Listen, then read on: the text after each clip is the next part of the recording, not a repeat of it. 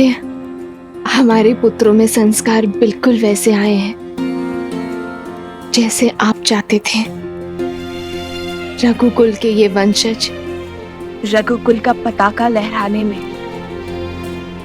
सक्षम होंगे आर्य।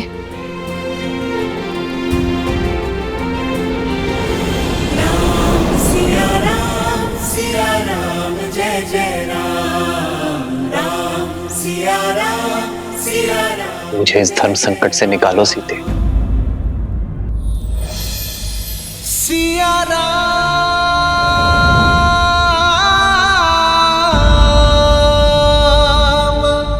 प्रकृति सूर्य की प्रतीक्षा में वो एक किरण जो अपने प्रकाश से उन्हें जीवन देती है, सोए हुए मन में ऊर्जा भरती है। सीते, आप मेरे वही सूर्य हैं आर्य। जीवन यात्रा में मेरी जीवन साथी भले ही भिन्न है, किंतु अंतर्मन, उसकी प्रसन्नता, उसकी दुविधा, वो तो साझा ही।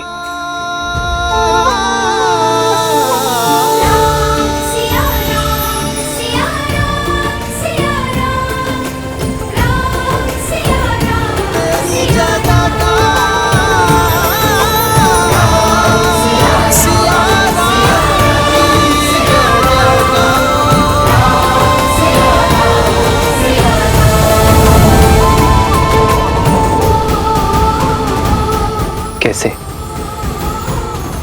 कैसे भूल गया मैं सीते कि अंतर हमारी देह में है, किंतु हमारा मन तो साथ ही है।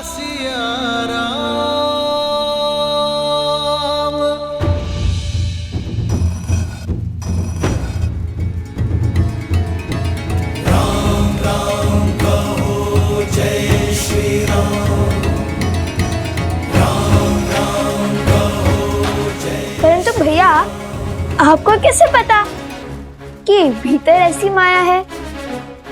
जब मार्ग में कोई रोकने वाला ना हो तो समझ जाना चाहिए कि कोई आपको वही लाना चाहता है। गुफा के प्रवेश द्वार पर न कोई सैनिक या फिर कोई सुरक्षा न देखकर मुझे कुछ अनिष्ट प्रतीत हुआ। जैसे हम मकरासुर के जाल में फंसे थे, वैसे ही यहाँ भी फंस सकते थे। ओमकरण के उपस्त्र और कुंदन भी असुरों ने ही रखे थे ताकि हम इस गुफा में आए। अद्भुत! राजकुमार जैसी सोच और कौशल भी वैसा ही। कहीं नहीं जा सकोगे।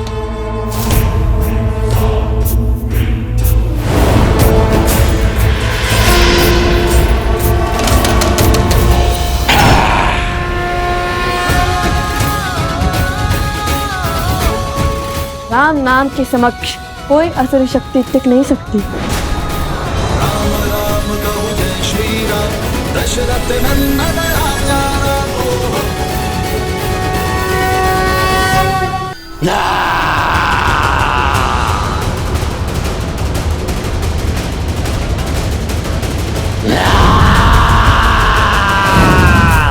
जय श्री राम।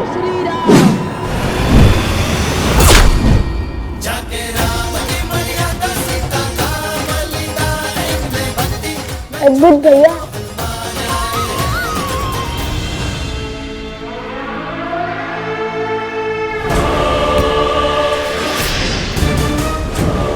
लव और कुश को मिथिला ले जाओ। सारी मिथिला के सामने कहना कि वन देवी ही सीता है। क्या हुआ? तुम्हें कुछ कहना है?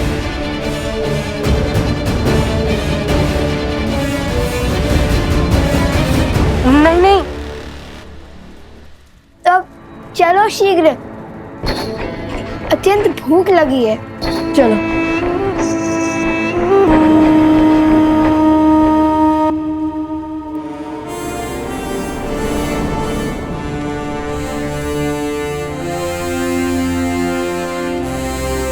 अश्वमेध यज्ञ की तैयारी आरंभ की जाए।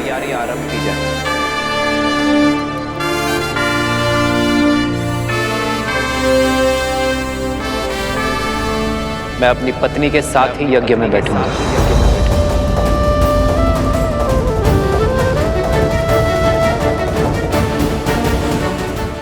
भैया दूसरा विवाह करेंगे?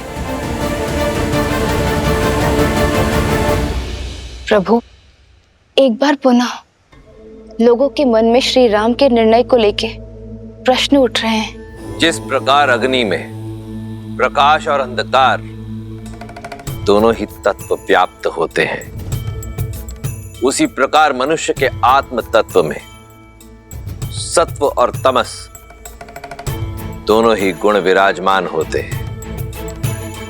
जहां एक और सत्व प्रकाश और संतोष का द्योतक होता है, वहीं दूसरी ओर तमस अंधकार और असंतोष का प्रतीक है।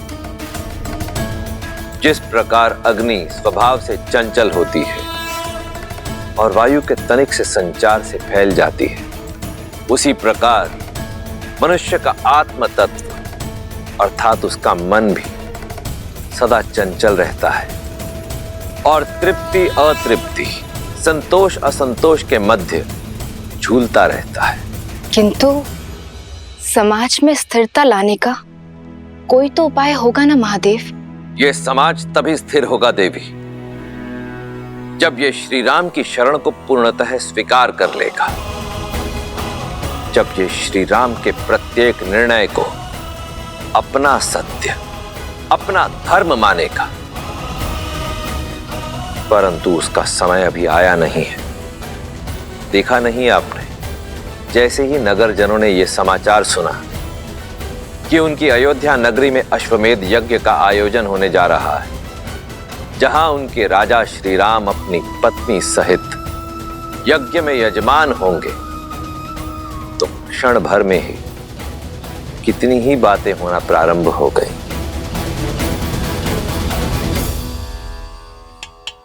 क्या कह रहे हो? जैसे इस मटके की टंकार कहती है कि ये खरा है, वैसे ही मेरी बात भी 100% सत्य है। महाराज राम ने भरी सभा में घोषित किया है वो यज्ञ में अपनी पत्नी के साथ बैठेंगे। आप सही कह रहे हैं। लगता है राजकुमारों ने महाराज को दूसरी विवाह के लिए मना लिया है। वैसे उचित ही हुआ है। समाज में ना पत्नी के बिना घर पूरा होता है, ना महारानी के बिना राज्य। उचित ही कह रहे। ये लो बंधु। सुनिए, भोजन तैयार है, आइए भोजन कर लीजिए। अरे भाग्यवान, भोजन छोड़ो, पेट तो हमारा बातों से ही भर गया। तुम नहीं जानती, समस्त नागरिकों में चर्चा है महाराज श्री राम दूसरा विवाह करने जा रहे हैं। क्या? फिर से कहो। हाँ, अपने कानों से सुनकर आई हूँ। महाराज राम विवाह करने वाले हैं और सुना है विवाह मत्स्य देश की राजकुमारी से करने वाले हैं। मत्स्य देश की राजकुमारी? ये तो बड़ा अशुभ समाचार है। यदि विवाह हुआ तो महारानी सीता का अपमान होगा। वही तो। कैसा अपमान? सुना है महारानी सीता इतने वर्षों से मिथिला में रह रही हैं, और तो और अश्वमेध यज्ञ का निमंत्रण देने के लिए महाराज स्वयं मिथिला जा रहे हैं। मुझे तो लगता है महारानी का त्याग और वनवास दोनों मिथ्या है, मिथ्या। प्रजा को भ्रमित किया जा रहा है।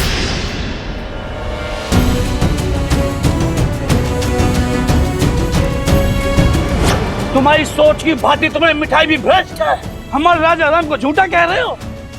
अरे यदि किसी द्वार पर उनकी छाया भी पड़ जाए ना, उस घर में भी कभी कोई असत्य नहीं कहता, और तुम उन्हीं पर लांछन लगा रहे हो। बहिष्कार करो, बहिष्कार करो, बहिष्कार करो, बहिष्कार करो। बहिष्कार करने से पहले इसको इसके पापों का पुरस्कार तो मिलना चाहिए।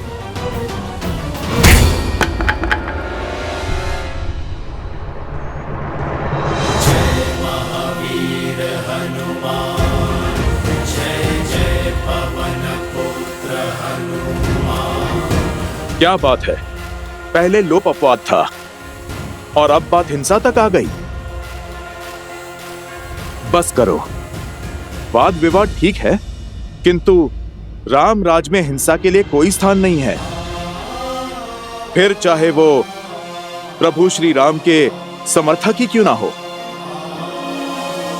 प्रभु का पथ तो न्याय और धर्म का है।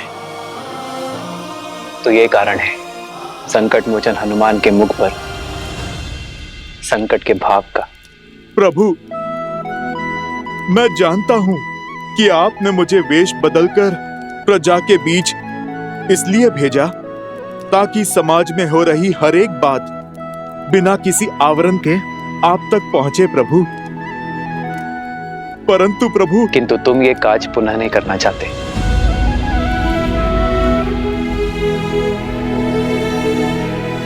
क्योंकि अगली बार ये भक्त भगवान के अपमान पर अपना क्रोध नहीं रोक पाएगा। प्राण ले लीजिए प्रभु, किंतु आपके प्रति अभद्र शब्द सुनने का दंड मत दीजिए। प्रभु, मैं तो जानता हूं आपका निर्णय अंत में समाज को ज्ञान और सुख का प्रकाश देगा, माता सीता का सम्मान बढ़ाएगा। किंतु ये सब क्यों प्रभु? क्यों ये प्रजा ये नहीं समझ रही है?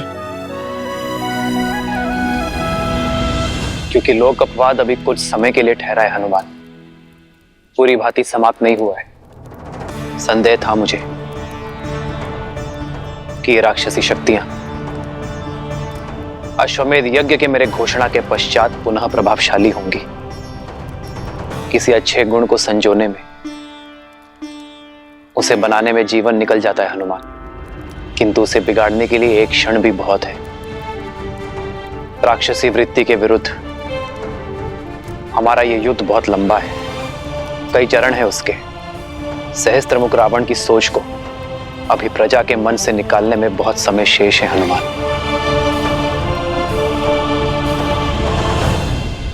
बहुत शुभ समाचार लाए हो भानासुर। अश्वमेध यज्ञ में राम का अपनी पत्नी के साथ बैठने की सूचना का उपयोग हम उसके विरुद्ध करेंगे। लोक अपवाद की जो अग्नि बुझ गई थी उसे फिर भड़काएंगे। तुम जो कर रहे हो करते रहो। जी महाराज। और मैं पूरी अयोध्या को यह विश्वास दिलाऊंगा कि उनके नर रूपी नारायण राजा राम केवल एक धूर्त राजनेता है। सीताराम। और सब तुम्हारी भांति पवित्र और निस्वार्थ तो नहीं होते ना हनुमान, जिन पर विकारों का प्रभाव ना हो। मानव मन अति चंचल होता है हनुमान। जिस प्रकार गर्भ में सोए अबोध शिशु की लात माता आनंद से सह लेती है, उसी प्रकार प्रजा की भूल होने पर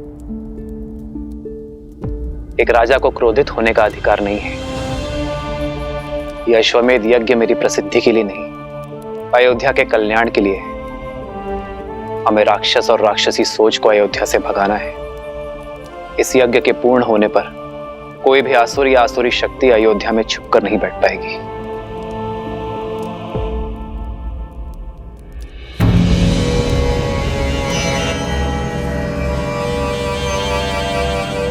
प्रणाम संत श्री। अरे बाबा आ गए। साधु बाबा की, साधु बाबा की।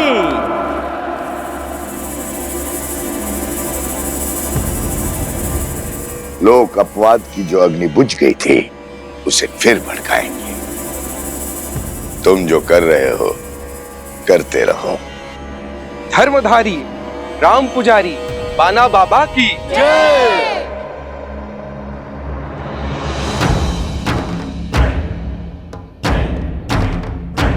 मैं अपने तपोबल से यह समझ चुका हूं, महाराज राम जिस मर्यादा जिस धर्म की बात करते हैं वही सत्य है। धर्म के मार्ग में अनेकों असत्य सुनाई देते हैं, दिखाई देते हैं। उससे बचने के लिए मैं आज से ये पट्टी बांधकर हर मार्ग से निकलूंगा। राम राज्य का हित श्री राम की बताई हुई बातों में है। हम सब श्री राम की पूजा करते हैं क्योंकि उन्होंने धर्म के लिए अपनी पत्नी तक का त्याग कर दिया। परंतु यदि महाराज जय हो बाबा जी की। बाबा की जय हो, बाबा की जय हो, जय हो बाबा की। अब आगे क्या करना है महाराज? अब संध्या को भेष बदलकर अयोध्या में किसी और को समझाएंगे कि केवल सीता ही अयोध्या की महारानी हो सकती है और कोई नहीं। और यदि यही सत्य निकला तो महाराज ने अपनी महारानी के साथ ही यज्ञ में बैठने की घोषणा की है। सत्य कहा, परंतु एक सत्य ये भी है कि त्यागी हुई स्त्री कभी महारानी नहीं बन सकती है। और जब दो सत्य टकराएंगे तब होगा महासंग्राम। महासंग्राम करते देखा है मैंने आपको, कभी शारीरिक तो कभी मानसिक। इतना सब कुछ सहकर भी इतने शांत कैसे रह लेते हैं आप प्रभु? मेरे मन का हर ज्वार सीता के वचन का विश्वास शांत करता है हनुमान। सीता और मेरी संतान के लौटने का प्रण मुझे प्राण देता है। और मैं ही क्यों, मेरी सीता भी तो उसी क्षण की प्रतीक्षा में है।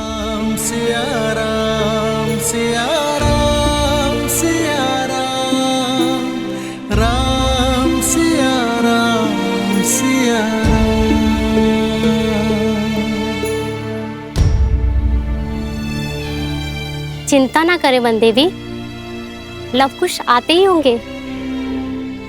जानती हूँ, किंतु दिन ढलने के साथ साथ मन व्याकुल हो रहा है। लव कुश आ गए, लव कुश आ गए, लव कुश आ गए, लव कुश आ गए, लव कुश आ गए।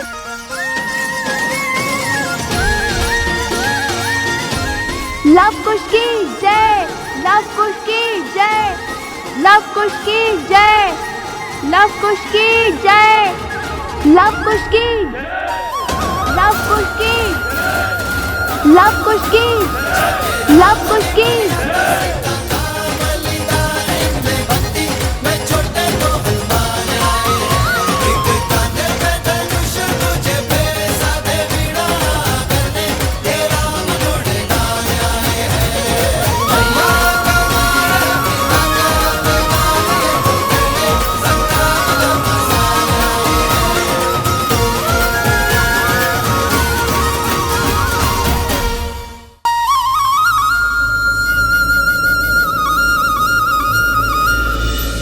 श्री राम की अर्धांगिनी सीता है वो, सीता। तुम ठीक तो हो ना सोमकरण?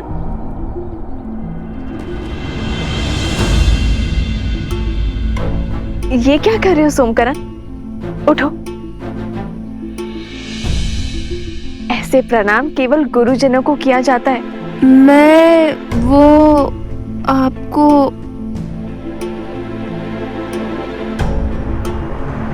ओहो, जब से राक्षसों के बीच रहकर आया है, लगता है जैसे इसका मस्तिष्क स्वयं के नहीं उनके नियंत्रण में है। देखिए कैसे विचित्र व्यवहार कर रहा है, कुछ बोल ही नहीं रहा। इतना ही नहीं माता, वन में फल तोड़ने से लेकर हमें खिलाने तक सब इसी ने किया। हमें तनिक भी कष्ट नहीं होने दिया। और हमारे खाने के बाद जो फल बचते थे उन फलों को ये खाता था और खेल कूद में भी जानबूझकर हार जाता था। किंतु मुझे कोई कष्ट नहीं, वो यहाँ पे भी करना सोमकर्ण। कुश, बुरी बात। मित्रों में समानता होनी चाहिए। तुम दोनों ने उसके प्राण बचाए, कदाचित इसलिए इसका मन अनुग्रह से भर गया है। उचित कहा देवी, किसी महान राज्यों के महान राजकुमारों के भांति आपके पुत्रों ने मेरी रक्षा की ना, इसीलिए मैं आपको सम्मान देने आया हूँ। राजकुमार लव, राजकुमार कुश। ओहो, बस करो ये सम्मान करना, अन्यथा अगली बार सहायता नहीं करेंगे तुम्हारी। वैसे छवि और साहस तो राजकुमारों सा ही है, हमारे लव कुश का। महाराज जनक ने भी तो यही कहा था ना कि इन दोनों को देखकर उन्हें अयोध्या के राजकुमारों का स्मरण हो आया था।